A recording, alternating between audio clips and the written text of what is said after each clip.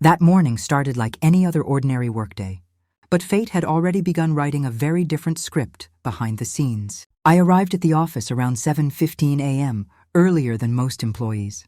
The building was still quiet, only the low hum of the air conditioning and the distant sound of the elevator machinery breaking the silence. Sunlight poured through the floor-to-ceiling glass windows of my corner office, painting golden stripes across the polished mahogany desk and the thick stack of quarterly financial reports waiting for me. I placed my handbag on the chair, took off my light trench coat, and sat down. My hand instinctively went to my lower abdomen for a second. A small, unconscious gesture I had developed over the last few weeks. 3 months pregnant, still a secret. Not even Travante knew yet. I had planned to tell him on our 3rd wedding anniversary, which was today. I had imagined a quiet dinner, maybe candles, maybe tears of happiness. Instead, life decided to give me a very different kind of anniversary gift. The door opened without a knock. Travante walked in carrying a pale blue thermal food container, the expensive kind with double-wall vacuum insulation that keeps food hot for 12 hours. I had never seen it in our kitchen. He was smiling, not the polite, distracted smile he usually gave me in the last 6 months, but a wide, warm, almost nostalgic smile, the kind he used to give me when we were newly married and the world felt small and safe. "Good morning, baby," he said softly, placing the container on my desk with exaggerated care. "Happy 3rd anniversary. I wanted to do something special for you today." I stared at him stunned. Travante Jenkins, CEO, perpetual meeting addict, man who lived on conference calls and red-eye flights, had woken up before dawn to cook breakfast for his wife. He unscrewed the lid slowly, letting the steam rise in thick curls. "Lately I've noticed you looking pale. Work is stressing you out too much. So I got up early, made your favorite soul food, slow-cooked chitterlings with all the right spices, to help you get your strength back. Eat them while they're hot." The smell hit me like a physical blow. Rich, heavy, pungent, that unmistakable deep animal aroma of chitlins stewed for hours with onion, garlic, bell peppers, and a heavy hand of cayenne and black pepper. 6 months ago, I would have cried from happiness at the gesture. Today, that smell felt like poison gas. My stomach flipped violently. A cold sweat broke out across my forehead. Morning sickness, which had been brutal for the last 7 weeks, turned the scent into torture. My throat closed. I pressed my lips together hard, fighting the wave of nausea climbing up like bile. Travante was watching me expectantly. I forced a smile. "Thank you, Travante. That's really thoughtful. But I actually ate toast at home this morning. I'm still pretty full." His smile froze for half a second, just long enough for me to notice. Then he recovered, pushing the container closer. "Toast? That's nothing. Come on, eat a little. I spent hours cleaning and cooking these. Don't do me like that, baby." His tone was still gentle, but underneath it I felt something else. Pressure, expectation, almost insistence. I looked into his eyes, searching for the man I married. The warmth was there, but so was something colder, calculating. Before I could find the right words to refuse again, a light knock came at the door. Kicha walked in, Travante's new personal secretary, hired exactly 3 months ago. Tight pencil skirt hugging her hips, blouse 1 button too open, makeup flawless, perfume expensive and sweet. She carried a stack of signed documents and placed them on the corner of my desk. Her eyes flicked first to Travante, a quick, practiced flirtatious glance, then to the open container. "Oh," she said in that honey-dripping voice. "Look at Mr. Jenkins being so romantic. Bringing the director breakfast on your anniversary. You really are lucky, Zanaya. A husband like this? No one can compete." Travante didn't even glance at her. He kept his eyes on me, still waiting for me to eat. And in that moment, or maybe from nausea, maybe from instinct, maybe from the tiny spark of suspicion that had been growing in me for weeks, an idea formed. I smiled at Kitsia. "You know what? I really am stuffed. It would be a shame to waste Travante's hard work. Kitsia, have you had breakfast yet? If not, please take it. The chitlins are still hot. He makes them really well." Kichia's eyes widened, first in surprise, then in pure delight. She looked at Travante for permission. He said nothing, but his jaw tightened slightly. Still, he didn't object. She grabbed the container like it was a prize. "Well, if you insist. Thank you so much, Zanaya. I won't waste a single bite. Anything the boss cooks must be heavenly." She hugged the thermos to her chest and practically floated out of the office. The door clicked shut. Travante stared at the empty spot on my desk for 2 long seconds. Then he looked at me. Really looked. And something flickered behind his eyes. Disappointment? Anger? I couldn't tell. He cleared his throat. I'll see you later. I have a call. He left without another word. I exhaled slowly, hands shaking. The nausea was still there, but at least the smell was gone.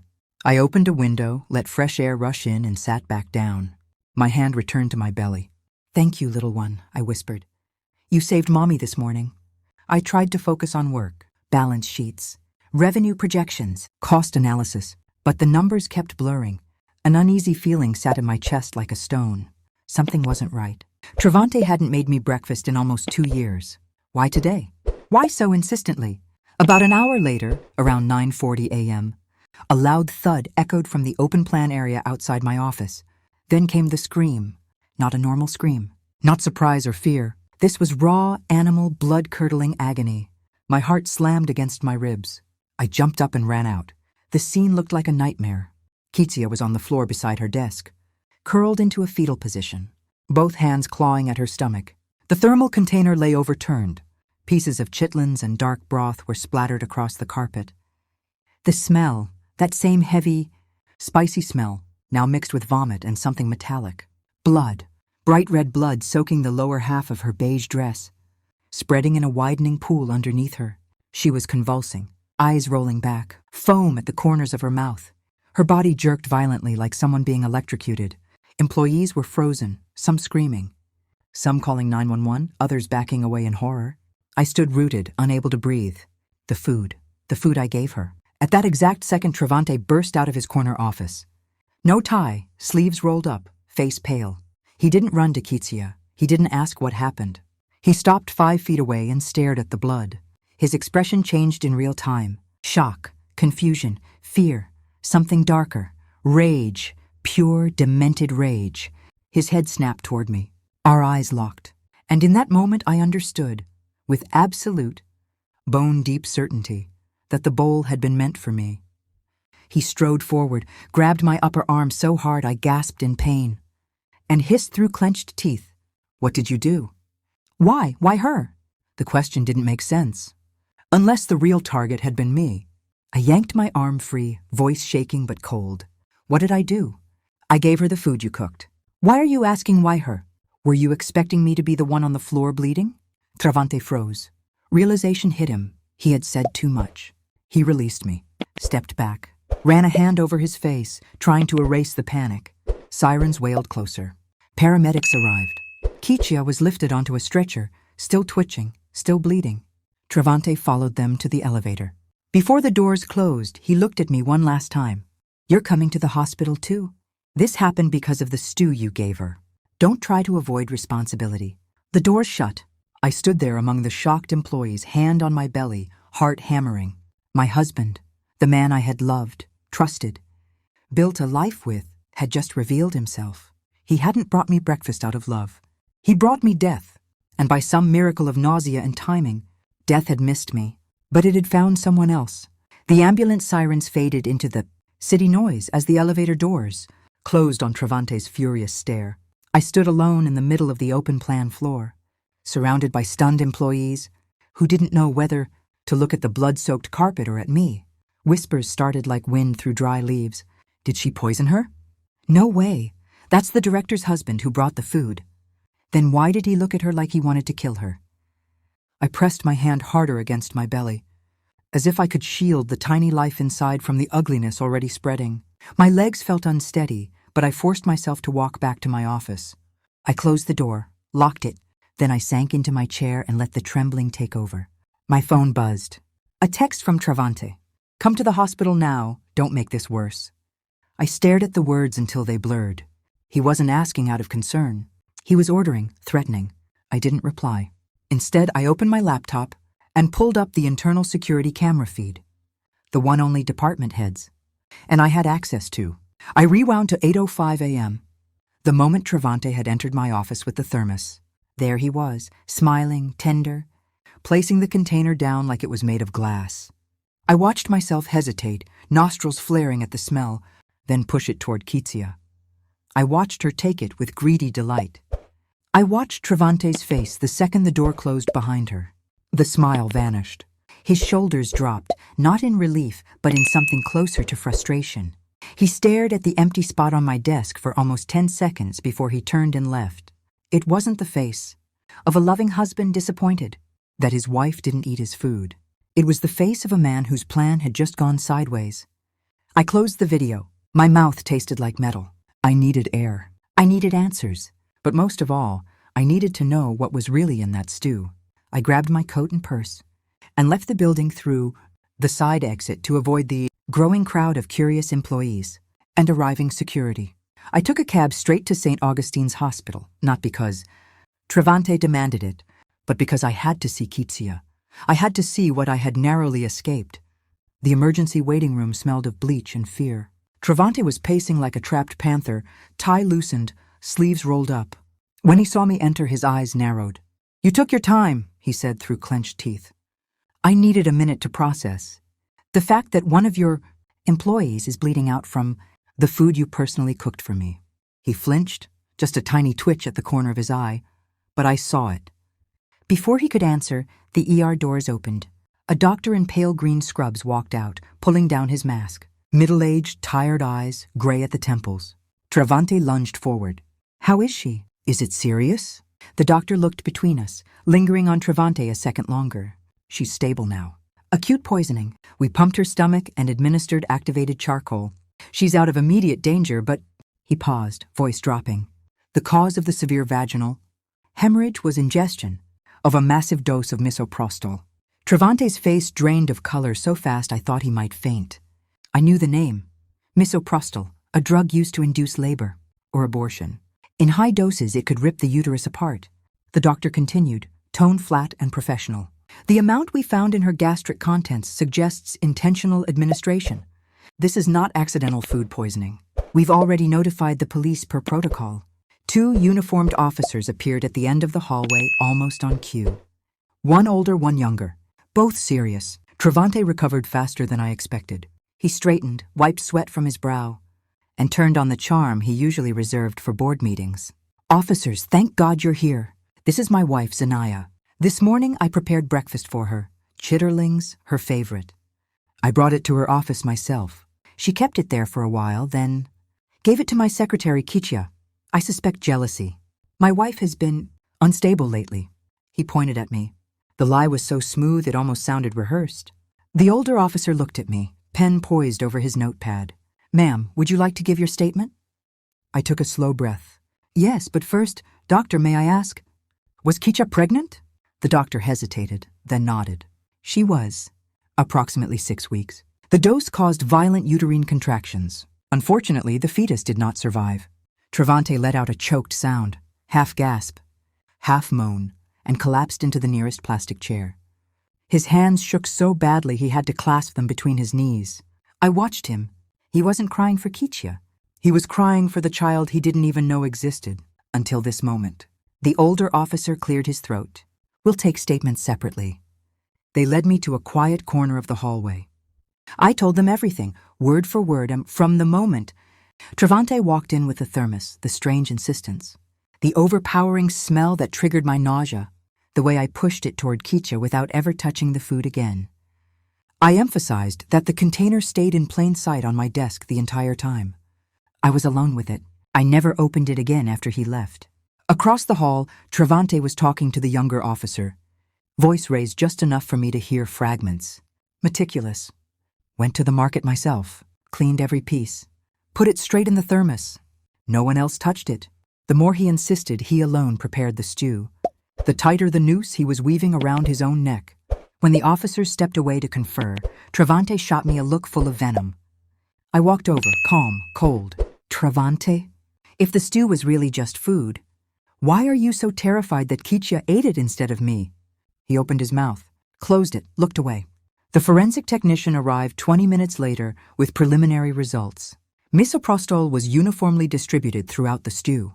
Every piece of meat, every drop of broth. That only happens if the drug was added during cooking or right after, while it was still hot and being stirred.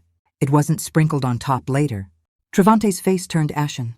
The older officer looked straight at him. "Mr. Jenkins, Your statement says you were the only one who handled the preparation.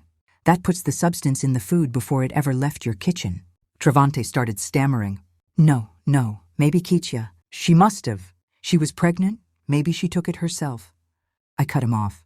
If she took it herself, why was it dissolved evenly in the stew you claim you made for me? He spun toward me, eyes wild. Shut up, you hate me. You've been planning this? The officer stepped between us. Mr. Jenkins, we're going to need you to come to the station for further questioning. We'll also be requesting access to your home security cameras and vehicle dash cam. Travante jerked like he'd been slapped. I knew why. Our living room camera pointed directly at the open kitchen. His Mercedes had a front and rear dash cam that recorded every trip. If he had added the drug, even for a second, there would be evidence. He knew it. I knew it. For the first time since the scream tore through the office, I felt something close to power. The officers escorted him away. He didn't look back at me. I stayed in the waiting room until visiting hours. Opened for Kichya when I finally entered her room. She looked like a broken doll, pale. Bruised IV marks on her arms, eyes swollen from crying. She saw me and flinched. I didn't sit. I stood at the foot of the bed. Kichya, I'm not here to gloat. I'm here because I need to know how deep this goes. She stared at the ceiling. Tears slipped sideways into her hair. He told me. He said you couldn't have children. That the marriage was over anyway. That once you were gone, we could be together. My stomach twisted. Not from nausea this time, but from pure disgust. And the baby? I asked quietly. She swallowed. I didn't tell him. I was waiting for the right moment. I thought it would make him choose me. I closed my eyes for a second. You almost died because of his choice. And his child died because of it. She started sobbing, ugly, wrenching sobs. I turned to leave. At the door I paused. If the police ask you anything, tell the truth, all of it. It's the only way either of us gets out of this alive. I walked out. Back in the hallway, my phone vibrated. A message from Amani, my assistant since day one. I found something. Strange in the parking garage. Footage. Mr. Jenkins arrived at 7:15, but didn't enter the building until 8:12, almost an hour missing. I'm pulling more angles. I stared at the screen. An hour. More than enough time to dissolve pills into a simmering pot. Stir, taste, adjust, pour into the thermos, wipe every surface. My fingers tightened around the phone. The game had changed. Travante thought he was hunting me, but now the hunter was becoming the hunted, and I had just begun to sharpen my claws. The boardroom on the 18th floor felt smaller than usual that morning. The long glass table reflected the cold, fluorescent lights overhead, and every chair was occupied. Shareholders, directors, legal counsel, and a handful of senior executives who still hadn't fully grasped how quickly everything had unraveled. Travante sat at the head of the table, as always. Gray suit pressed, tie perfectly knotted, but the man inside the suit looked hollow. Dark circles ringed his eyes. His fingers drummed an erratic rhythm on the polished surface. He was trying to project control, but the tremor in his hand betrayed him. I entered last. Heads turned. A few murmurs died instantly. I wore black, a simple tailored blazer and trousers, not for mourning, but for clarity. No jewelry except my wedding band, which I planned to remove before the day ended. Travante's gaze locked onto me the second I stepped through the door. For a fraction of a second, hope flickered in his eyes, hope that I had come to save him, to play the loyal wife one last time. Then he saw my face and the hope died. I didn't sit. I remained standing near the projector screen. Good morning, everyone, I began. My voice carried without effort. Before we discuss the eco-resort proposal or any capital allocation, there is a matter of far greater urgency, the leadership and integrity of this company. Travante slammed his palm on the table. Zanaya, this is neither the time nor the place. It is exactly the time and place, I said, cutting him off without raising my voice. Because the man currently sitting in the CEO chair stands accused of attempted murder, illegal procurement of controlled substances, embezzlement of company funds, and creation of shell entities to conceal personal expenditures. These are not personal matters. They are corporate governance failures that directly threaten shareholder value. A low ripple of shock moved through the room. I nodded to Amani. She connected her laptop. The screen behind Travante lit up. First slide, bank statements. Red highlighted transfers, $2,500 monthly rent to D&D, Management LLC for a luxury apartment in Buckhead. Additional wires for furniture. Designer clothing receipts funneled through the same shell company. All signed off under executive representation expenses, approved by Travante himself. Second slide, security stills of DeAndre carrying a black trash bag down the emergency stairwell. The morning of the incident, time-stamped. During Travante's mysterious missing hour in the parking garage. Third slide, call logs. Multiple late-night calls to Soraya, the pharmacist, ex-girlfriend, clustered in the 48 hours before the poisoning. Travante's face had gone from pale to gray. I clicked again. Audio. The room fell deathly quiet as Travante's own voice filled the space. Cold. Deliberate, unmistakable. I'd something strong, preferably colorless and odorless. Mix it in food. Make it look like a spontaneous miscarriage. That pregnancy is an obstacle. I need her out of the house without splitting assets. A female shareholder gasped audibly. Another covered her mouth. Travante lunged from his chair. That's fake. She doctored it. Deep fake. Voice manipulation. 2 security officers I had quietly stationed outside stepped inside. They blocked his path to the projector. I continued as if he hadn't spoken. The forensic toxicology report confirms misoprostol. Was cooked directly into the stew. The preparation timeline matches. Travante's own statement that no one else handled the food. Dashcam footage from his vehicle shows him stopping at a pharmacy supply. Wholesaler the previous afternoon. Soraya's workplace. We have her signed witness statement and digital transfer records confirming payment for the drug. I looked directly at the board chairman. Gentlemen, ladies, I move for the immediate removal of Travante Jenkins as CEO and chairman, pending criminal investigation. I further move that an independent forensic audit of all financials under his tenure begin today. A beat of stunned silence, then the first clap, tentative, from an older shareholder who had known my father. Another joined, then another. Within seconds, the room filled with firm, decisive applause. Travante staggered back as if physically struck. He looked around wildly, at faces that once nodded eagerly at his every word, now staring at him with disgust or pity. No, he whispered. You can't. This is my company. It was never yours, I said quietly. It was built by my parents. You were only ever a guest. The double doors opened again. 2 detectives entered, followed by Soraya, sunglasses on, head down, and my personal attorney. The lead detective stepped forward. Travante Jenkins, you are under arrest for conspiracy to commit murder, solicitation to traffic controlled substances, embezzlement, and money laundering. Handcuffs clicked. Travante didn't resist. He seemed beyond resistance. As they led him past me, he stopped, just for a second. Zanaya, his voice cracked. I didn't know she was pregnant. I swear, I would never. I met his eyes without flinching. You didn't know because you never asked? You never cared enough to know. They took him away. DeAndre, already in tears, started babbling confessions. The moment the second officer approached him, it was all him. He told me to delete the transfers, to hide the receipts. I didn't want to. The board meeting dissolved into emergency motions.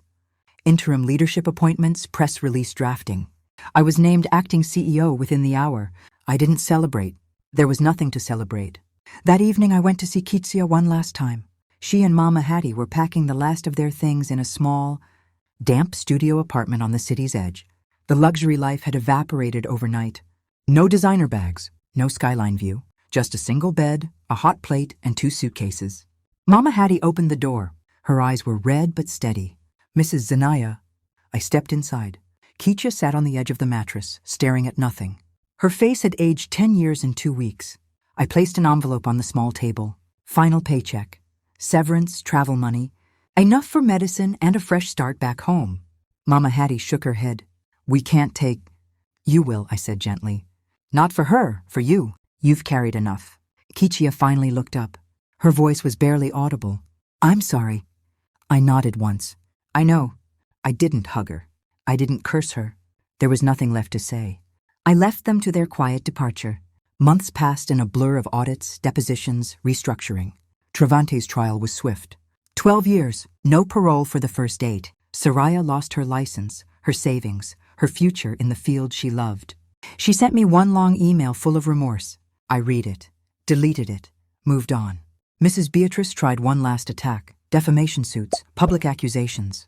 My lawyer shut it down with the prenup and the mountain of evidence. She eventually retreated into silence.